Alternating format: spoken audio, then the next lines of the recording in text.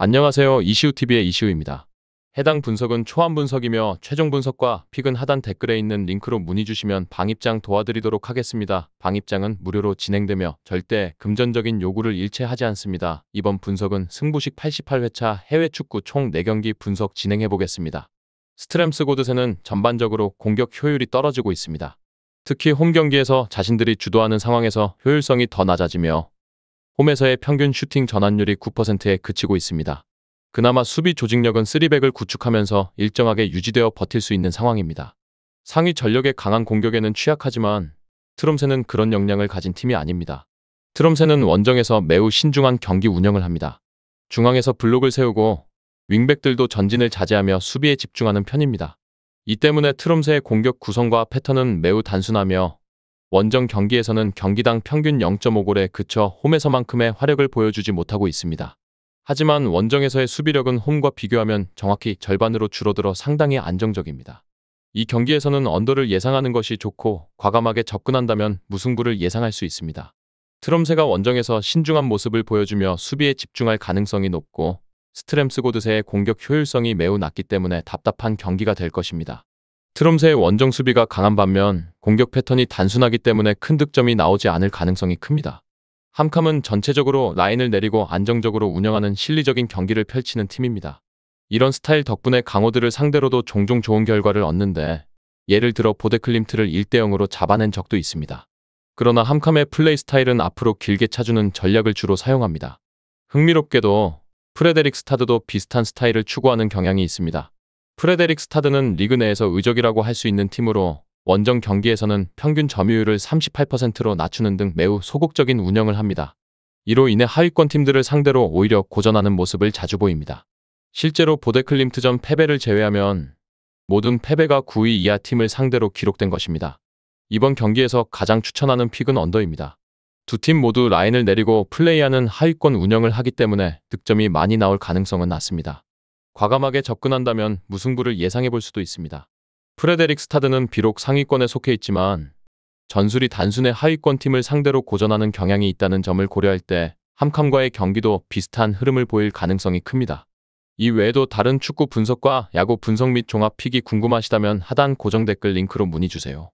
해우개수는 현재 강등권에 위치해 있지만 단순히 수비적인 접근만을 고집하는 팀은 아닙니다. 오히려 어느 정도 점유율을 확보하면서 경기를 운영하는 것을 선호하는 팀입니다.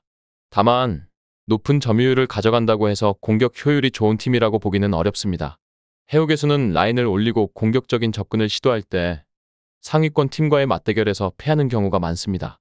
올 시즌 그들의 승리는 모두 10위 이하 팀과의 경기에서 나온 것이며 강팀 상대에서는 성과를 내지 못했습니다. 반면 바이킹은 전술적인 유연성이 강점인 팀입니다.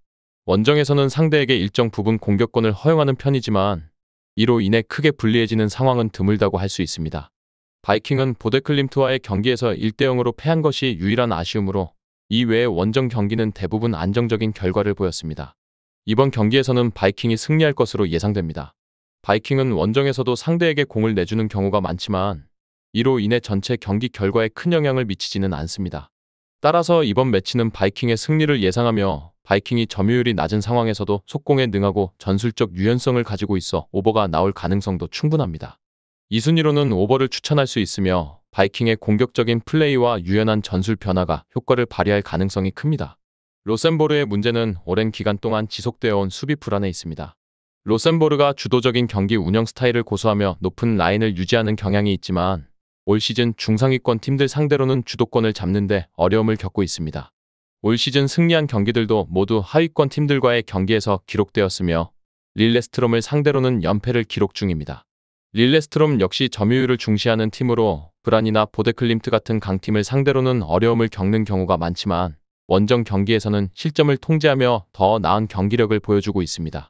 릴레스트롬은 극단적으로 높은 점유율을 유지하기보다는 55% 이하의 점유율을 유지하며 배후 공간을 노리는 역습을 효과적으로 활용하는 팀입니다. 이번 경기는 릴레스트롬의 승리를 예상해 볼 수 있습니다.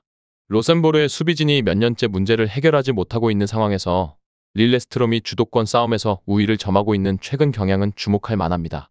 릴레스트롬은 원정 경기에서 더 안정적인 수비를 보이며 7경기에서 8골을 기록한 반면 홈에서는 16골을 실점하는 모습을 보이고 있습니다.